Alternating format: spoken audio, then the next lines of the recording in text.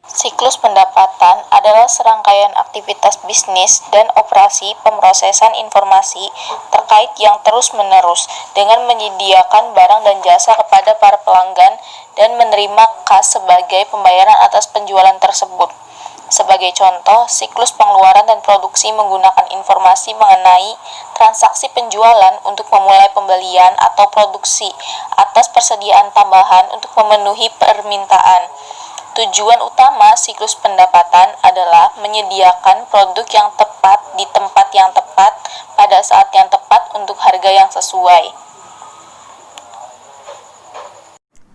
Proses. Setiap malam, program faktur berjalan dalam modus kelompok, menghasilkan faktur kertas atau elektronik bagi para pelanggan yang memerlukan faktur. Beberapa pelanggan masih mengirim cek kepada salah satu bank daerah yang telah menetapkan peti uang elektroniknya.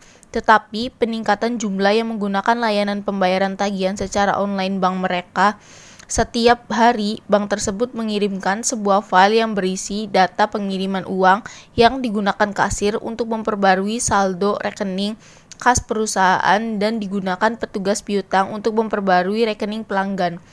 Ancaman dan pengendalian. Yang pertama adalah data induk yang tidak akurat atau tidak valid. Yang kedua adalah pengungkapan yang tidak sah terhadap informasi sensitif. Yang ketiga, ancaman umumnya adalah kekhawatiran akan kehilangan atau kehancuran data induk. Pesanan penjualan. Proses entry pesanan penjualan mengharuskan 3 langkah. Yang pertama, mengambil pesanan pelanggan. Data pesanan pelanggan dicatat dalam sebuah dokumen pesanan penjualan. Pemeriksaan mengungkapkan bahwa pesanan penjualan berisi informasi mengenai nomor barang, kuantitas, harga, dan syarat penjualan lainnya.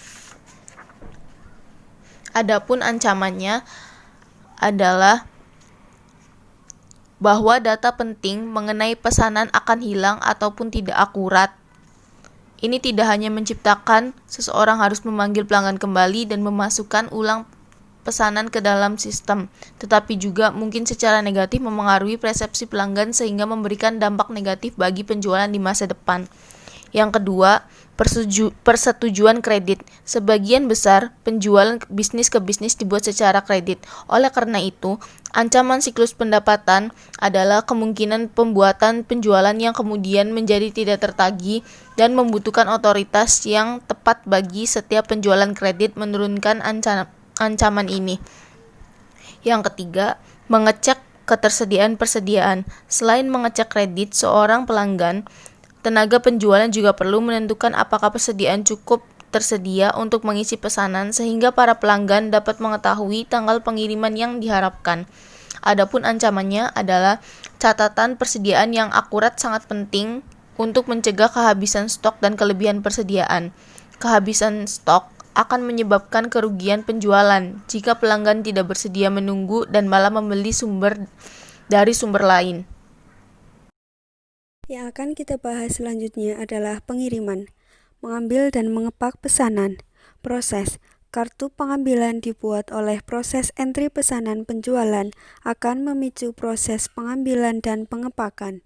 Pekerja gudang menggunakan kartu pengambilan untuk mengidentifikasi produk dan kuantitas setiap produk untuk mengeluarkannya dari persediaan. Pekerja gudang mencatat kuantitas setiap barang yang dipilih, baik dalam kartu pengambilan itu sendiri atau dengan memasukkan data ke dalam sistem. Proses tersebut lalu ditransfer ke Departemen Pengiriman. Ancaman dan pengendalian. Salah satu masalah potensial risiko pengambilan barang dalam kuantitas yang salah, teknologi pergudangan otomatis dapat meminimalkan kemungkinan kesalahan tersebut. Ancaman lainnya melibatkan pencurian persediaan, mencantumkan prosedur pengendalian yang dapat mengurangi risiko atas pencurian persediaan. Lalu ada mengirim pesanan. Proses. Departemen Pengiriman harus membandingkan perhitungan fisik persediaan dengan kuantitas yang diindikasikan dalam kartu pengambilan dan dengan kuantitas yang diindikasikan pesanan penjualan. Setelah petugas pengirim menghitung barang yang dikirim dari gudang, nomor pesanan penjualan, nomor barang dan kuantitas menggunakan terminal online. Proses ini memperbaharui kolom kuantitas di tangan dalam file induk persediaan. Juga menghasilkan slip pengepakan dan berbagai salinan dari bill of lading. Ancaman dan pengendalian pencurian.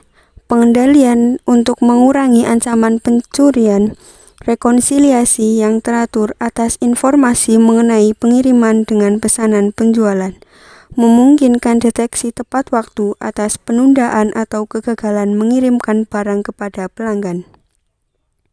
Kesalahan pengiriman.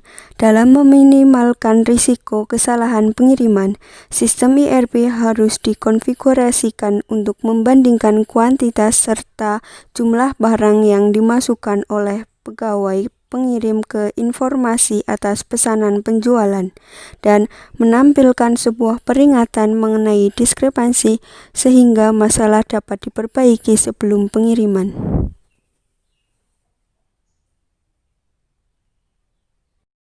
Lalu ada penagihan. Yang pertama, penagihan faktur. Proses. Dokumen dasar yang dibuat dalam proses penagihan adalah faktur penjualan yang memberitahu pelanggan mengenai jumlah yang harus dibayar dan mana yang harus mengirimkan pembayaran. Ancaman dan pengendalian. Ancaman yang terkait dengan proses penagihan faktur adalah kegagalan untuk menagih pelanggan yang menyebabkan kerugian aset data salah mengenai penjualan, persediaan, dan piutang. Pemisahan fungsi pengiriman dan penagihan mengurangi risiko ini terjadi dengan sengaja.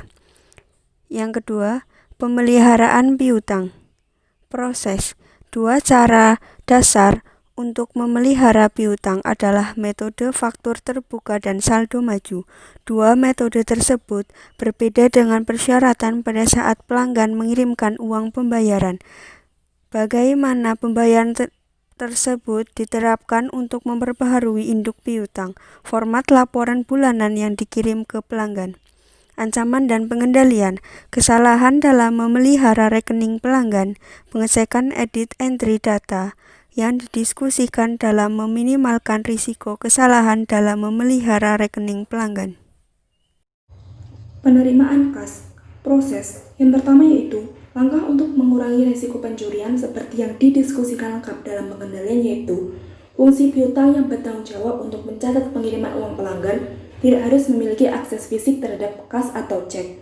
Namun sebaliknya, kasir yang melapor ke bendahara menangani pengiriman uang pelanggan dan menyetorkannya ke bank.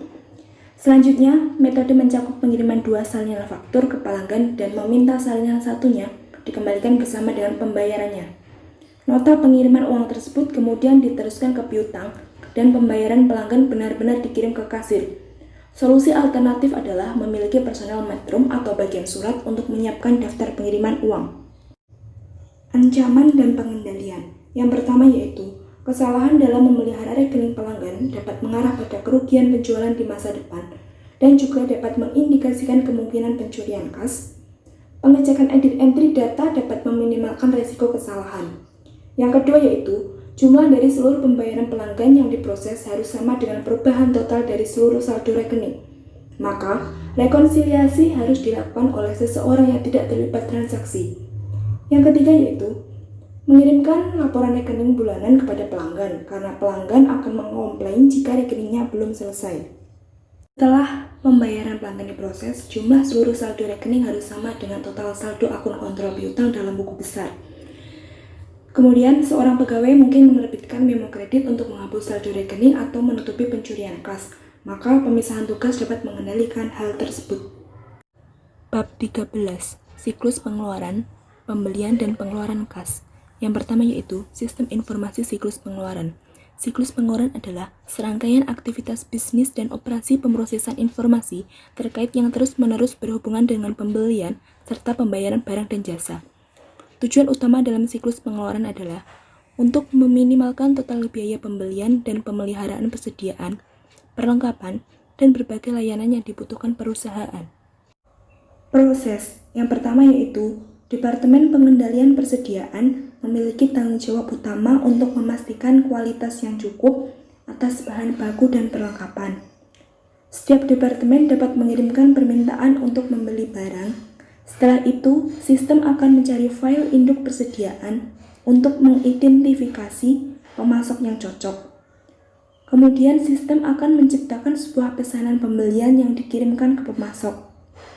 Yang kedua yaitu, para pemasok besar mengirimkan pemberitahuan elektronik jika pengiriman barang yang memungkinkan untuk perencanaan dengan memiliki staf yang memadai. Ketika pengiriman tiba, para pekerja menggunakan sistem pemrosesan permintaan untuk verifikasi. Kemudian, sebelum transfer barang ke gudang, petugas persediaan memverifikasi perhitungan barang dan memasukkan data. Setiap bendahara menggunakan sistem pemrosesan Innoviri untuk meninjau faktur yang jatuh tempo dan menyetujui pembayarannya. Kemudian, kasir akan meninjau cek tersebut dengan dokumen pendukung dan kemudian menandatanganinya, kemudian mengirimkan cek telah ditandatangani tersebut ke pemasok. Kemudian, kualitas terhadap keputusan tergantung pada keakuratan informasi di dalam database. Ancaman dan pengendalian. Yang pertama yaitu, seluruh aktivitas siklus pengeluaran tergantung pada database. Ancaman umum adalah data induk tidak akurat sehingga menghasilkan pembelian yang tidak diotorisasi dan kegagalan untuk memanfaatkan diskon. Cara menanggulanginya adalah menggunakan pengendalian integritas pemrosesan data. Ancaman selanjutnya adalah pengungkapan yang tidak diotorisasi atas informasi sensitif. Cara untuk menanggulanginya adalah untuk mengonfigurasi sistem tersebut untuk menggunakan pengendalian akses kuat untuk membatasi siapa yang dapat menampilkan informasi. Ancaman ketiga yaitu siklus pengeluaran berkaitan dengan kehilangan atau penghancuran data produk. Cara menanggulanginya adalah menggunakan backup dan prosedur pemulihan bencana. Perusahaan manufaktur besar di Amerika Serikat telah meminimalkan atau bahkan mengeliminasi sejumlah persediaan di tangan dengan mengadopsi perencanaan kebutuhan material atau sistem manajemen persediaan. Yang pertama ada perencanaan kebutuhan material, berupaya untuk mengurangi tingkat persediaan yang dibutuhkan dengan meningkatkan akurasi, ketepatan teknik, perkiraan untuk menjadwalkan pembelian dengan lebih baik guna memenuhi kebutuhan produksi. Sebagai contoh, Departemen Perencanaan Produksi dari sebuah perusahaan menggunakan MRP akan menggunakan perkiraan penjualan untuk menyiapkan jadwal terperinci yang menentukan jumlah masing-masing produk jadi untuk memproduksi dalam periode waktu tertentu, seperti 3 bulan berikutnya. Yang kedua ada sistem persediaan just in time, berupaya untuk meminimalkan tetapi tidak mengeliminasi secara total persediaan barang jadi dengan membeli dan memproduksi barang hanya sebagai respon terhadap penjualan aktual bukannya yang diperkirakan. A. Memesan bahan baku perlengkapan dan jasa. Proses. Pendekatan tradisional untuk mengelola persediaan adalah menjaga stok yang cukup sehingga produksi dapat berlangsung tanpa gangguan. Bahkan jika persediaan yang digunakan lebih besar dari yang diharapkan atau jika pemasok terlambat dalam pengiriman. Pendekatan tradisional biasanya disebut sebagai pendekatan economy order quantity, karena pendekatan ini didasarkan pada perhitungan ukuran pesanan optimal untuk meminimalkan jumlah biaya pemesanan, penyimpanan, dan kehabisan stok. Biaya pemesanan termasuk seluruh biaya terkait dengan pemrosesan transaksi pembelian. Biaya penyimpanan adalah biaya yang dikaitkan dengan penahanan persediaan. Biaya kehabisan stok adalah biaya yang dihasilkan dari kekurangan persediaan seperti penjualan yang hilang atau penundaan produksi. Perusahaan manufaktur besar di Amerika Serikat telah meminimalkan atau bahkan mengeliminasi sejumlah persediaan di tangan dengan mengadopsi perencanaan kebutuhan material atau sistem manajemen persediaan. Yang pertama ada perencanaan kebutuhan material, berupaya untuk mengurangi tingkat persediaan yang dibutuhkan dengan meningkatkan akurasi, ketepatan teknik, perkiraan untuk menjadwalkan pembelian dengan lebih baik guna memenuhi kebutuhan produksi. Sebagai contoh, Departemen Perencanaan Produksi dari sebuah perusahaan menggunakan MRP akan menggunakan perkiraan penjualan untuk menyiapkan jadwal terperinci yang menentukan jumlah masing-masing produk jadi untuk memproduksi dalam periode waktu tertentu, seperti 3 bulan berikutnya. Yang kedua adalah sistem persediaan just in time, berupaya untuk meminimalkan tetapi tidak mengeliminasi secara total persediaan barang, jadi dengan membeli dan memproduksi barang hanya sebagai respon terhadap penjualan aktual, bukannya yang diperkirakan. Beberapa faktor yang harus dipertimbangkan ketika memilih pemasok: 1. Harga, 2. Kualitas bahan baku, 3. Keandalan dalam pengiriman. Setelah pemasok telah dipilih bagi sebuah produk, identitas pemasok harus menjadi bagian dari catatan induk persediaan produk untuk menghindari pengulangan proses pemilihan pemasok untuk setiap pesanan selanjutnya. Pesanan pembelian adalah dokumen atau formulir elektronik yang secara formal meminta pemasok untuk menjual dan mengirimkan produk tertentu pada harga yang telah ditentukan. Pemicu biaya besar dalam fungsi pembelian adalah jumlah pesanan pembelian yang diproses. C. Penerimaan. Laporan penerimaan mendokumentasikan detail-detail mengenai setiap pengiriman termasuk tanggal diterima, pengirim, pemasok, dan nomor pesanan pembelian. 3 pengecualian yang mungkin terhadap proses ini adalah: 1. Menerima kuantitas barang yang berbeda dari jumlah yang dipesan. 2. Menerima barang rusak. 3. Menerima barang berkualitas inferior yang gagal inspeksi. Ancaman lain adalah membuat kesalahan dalam menghitung barang yang diterima, menghitung dengan benar kuantitas yang diterima. Sangat penting untuk memelihara catatan persediaan perpetual yang akurat. Ini juga memastikan bahwa perusahaan membayar hanya barang yang benar-benar diterima. Salah satu cara untuk mengendalikan pembelian jasa adalah menahan penyedia yang sesuai agar bertanggung jawab atas seluruh yang dikeluarkan departemen tersebut. Pada akhirnya, pemisahan tugas yang tepat dapat lebih membantu meminimalkan risiko pencurian persediaan. Yang selanjutnya adalah menyetujui faktor pemasok. Ada 2 cara untuk memproses faktur pemasok. Disebut sebagai sistem non-voucher dan sistem voucher. Sistem non-voucher adalah sebuah metode untuk memproses utang yang tiap-tiap fakturnya disetujui untuk diposting ke catatan pemasok individual dalam file utang dan kemudian disimpan dalam file faktur terbuka. Berkebalikan dengan sistem voucher. Sistem voucher adalah metode untuk memproses utang yang mana voucher pencairan disiapkan, bukannya memposting faktur secara langsung ke catatan pemasok dalam buku besar pembantu utang. Voucher pencairan mengidentifikasi pemasok, mencantumkan faktur yang beredar, dan mengindikasikan jumlah bersih yang dibayarkan setelah dikurangi diskon dan potongan yang berlaku, berkebalikan dengan sistem non-voucher. Ancaman dan pengendalian dalam menyetujui faktur pemasok. Salah satu ancamannya adalah kesalahan dalam faktur pemasok, seperti ketidaksesuaian antara harga yang dicantumkan dan harga aktual yang dibebankan atau salah hitung dari total jumlah jatuh tempo. Cara pengendaliannya yaitu verifikasi atas keakuratan faktur, mensyaratkan tanda terima mendetail untuk pembelian kartu pengadaan, ERS, pembatasan akses ke induk pemasok, verifikasi tagihan biaya pengiriman dan penggunaan saluran pengiriman yang disetujui. Kesalahan yang kedua adalah kesalahan dalam memposting ke utang. Hal ini menghasilkan kesalahan tambahan dalam laporan keuangan dan kinerja, pada akhirnya yang dapat berkontribusi pada pembuatan keputusan yang buruk. Cara pengendaliannya yaitu pengendalian edit entry data, rekonsiliasi catatan utang yang detail dengan akun kontrol buku besar umum. Selanjutnya adalah pengeluaran kas. Prosesnya yaitu kasir adalah orang yang melapor ke bendahara, bertanggung jawab untuk membayar pemasok. Hal ini memisahkan fungsi penyimpanan yang dijalankan kasir dari fungsi otorisasi dan pencatatan yang dijalankan oleh masing-masing departemen pembelian dan utang. Pembayaran dibuat ketika utang mengirimkan kasir sebuah paket voucher. Ancaman dan pengendalian dalam pengeluaran kas. Ancamannya yaitu kegagalan memanfaatkan diskon. Kegagalan untuk memanfaatkan diskon pembelian bagi pembayaran yang tepat waktu dapat menjadi mahal. Pengendaliannya yaitu pengisian faktur berdasarkan tanggal jatuh tempo untuk diskon. Yang kedua, anggaran arus kas juga dapat membantu perusahaan berencana untuk memanfaatkan diskon pembelian yang tersedia.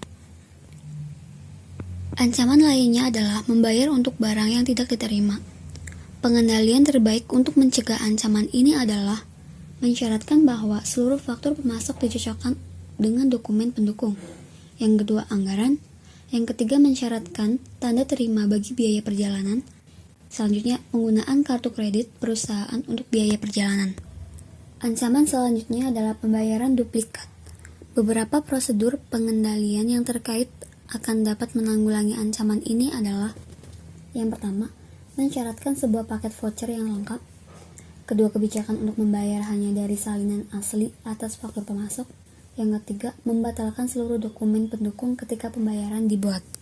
Kemungkinan besar ancaman serius yang dikaitkan dengan fungsi pengeluaran kas adalah pencurian atau penyalahgunaan dana, dikarenakan kas adalah aset yang mudah dicuri.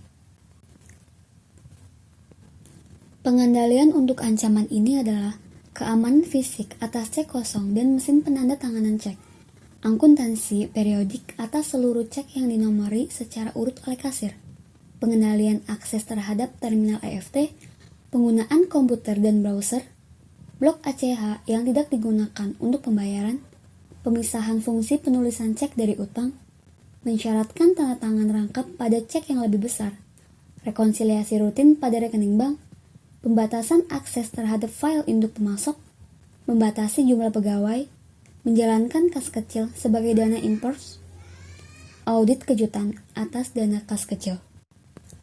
Ancaman selanjutnya adalah mengecek perubahan. Pencurian juga dapat terjadi melalui perubahan cek. Oleh karena itu, pengendaliannya adalah mesin perlindungan cek, penggunaan tinta dan kertas khusus, pengaturan pembayaran positif dengan bank. Ancaman yang terakhir adalah masalah arus kas. Suatu perusahaan penting untuk merencanakan dan mengawasi pengeluaran untuk menghindari masalah arus kas. Pengendaliannya adalah sebuah anggaran arus kas adalah cara terbaik untuk menanggulangi ancaman ini.